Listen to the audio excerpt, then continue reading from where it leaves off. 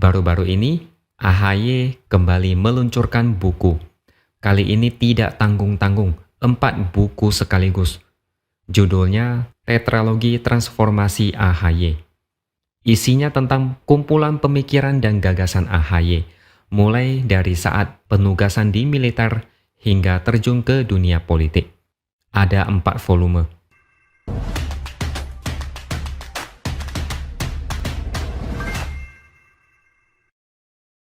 Halo, bertemu lagi dengan saya X Hardy di Opini Seward. Ada satu cara AHY untuk mempromosikan dirinya di dunia politik. Tapi cara ini terbukti gagal. Dan sekarang AHY tampaknya belum belajar dari pengalaman. Ceritanya begini, pada 2017 lalu, AHY diusung Demokrat sebagai calon gubernur DKI bersama dengan Silviana. AHY saat itu tidak punya pengalaman politik, tidak punya prestasi, tidak ada yang bisa dijual. Akhirnya meluncurkan sebuah buku berjudul Telah Kupilih Jalan Hidupku Yang Baru untuk Jakarta.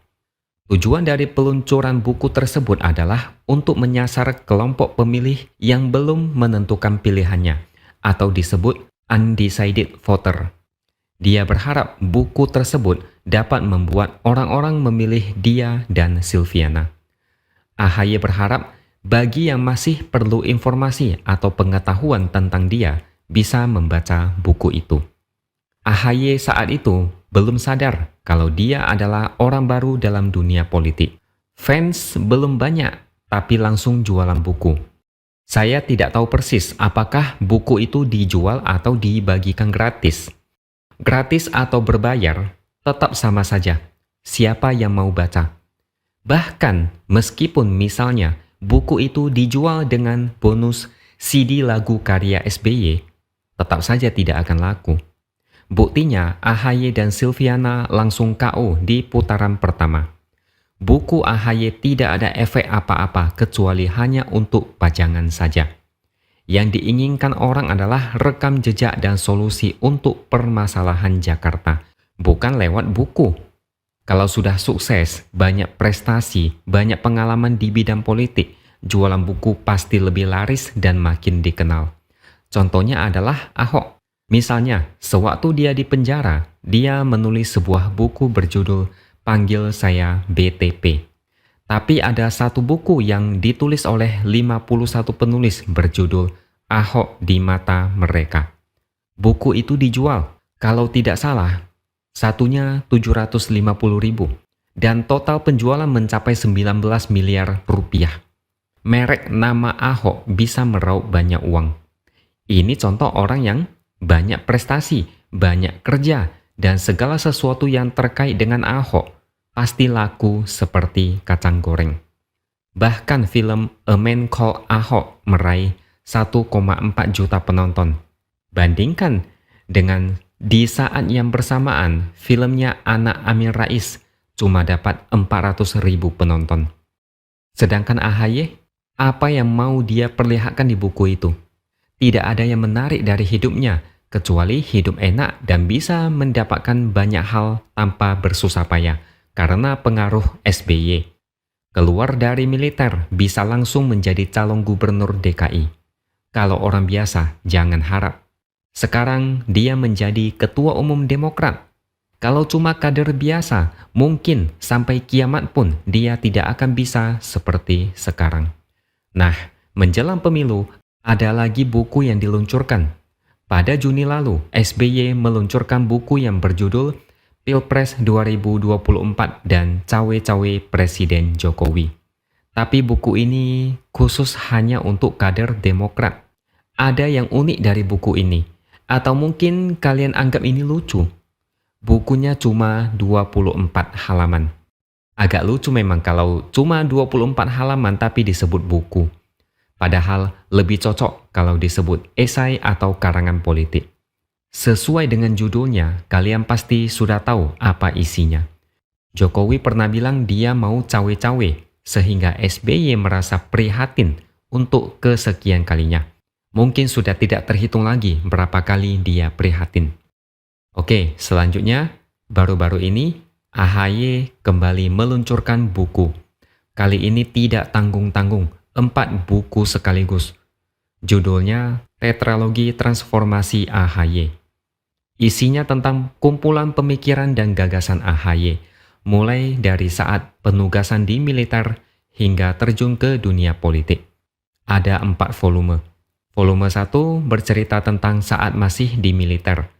Volume 2 tentang saat dia masuk ke Civitas Akademika dan kampus-kampus sebagai Direktur Eksekutif di Yudhoyono Institute.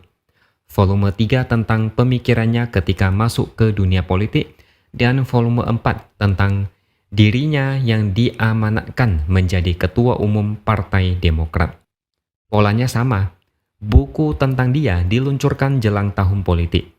Dulu tahun 2017, sekarang tahun 2023. Tujuannya sepertinya sama seperti yang dulu, supaya orang-orang tahu bahwa ada orang bernama AHY.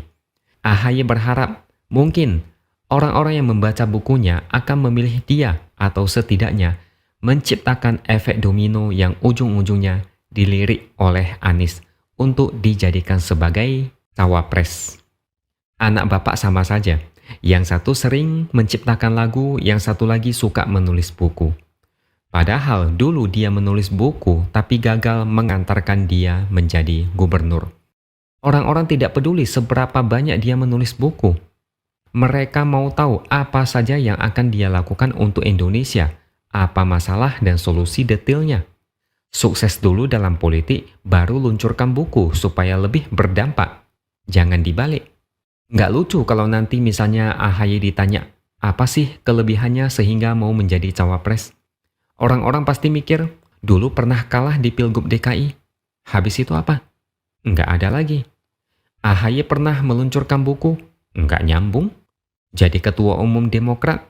Yakin itu usaha sendiri, bukan hasil usaha bapaknya. Mungkin menjelang pemilihan presiden AHY bisa-bisa meluncurkan buku lagi. Itu pun kalau dia menjadi cawapres. Kalau Anies memilih orang lain jadi cawapres, AHY mungkin bakal menulis buku tentang keprihatinan mendalam tentang ambisi politik yang bertepuk sebelah tangan. Kalau cuma untuk kenang-kenangan, memang tidak ada salahnya menulis buku. Tapi kalau ada maksud politik di balik buku itu, apalagi ini tahun politik, lebih baik tidak usah deh. Ingat lagi tahun 2017, buku yang ditulis untuk meraup suara undecided voter malah tidak berhasil. Orang-orang cuma mau tahu, AHY itu siapa? Apa yang pernah dia lakukan dan apa yang akan dia lakukan nanti? Pantesan saja Nasdem ogah-ogahan dengan AHY. Tidak ada yang bisa dijual ke publik. Pengalaman semasa di militer dan politik tidak cukup menarik di mata publik. Kalau kisah hidup AHY difilmkan, kalian pasti sudah terbayang bakalan membosankan. Beda dengan Ahok yang banyak sekali hal seru semasa hidupnya. Udah itu AHY tidak pernah sadar. Demokrat pun ngototnya minta ampun. AHY tidak punya apa-apa untuk ditawarkan, tapi masih tetap saja ngotot. Semoga beruntung deh AHY bisa menjadi cawapres, biar senang sedikit. Tapi kalau tidak menjadi cawapres, itu namanya takdir. Oke, sekian dulu opini dari saya. Subscribe channel ini supaya makin berkembang dan tuliskan komentar Anda. Terima kasih sudah menonton dan sampai jumpa lagi di lain kesempatan.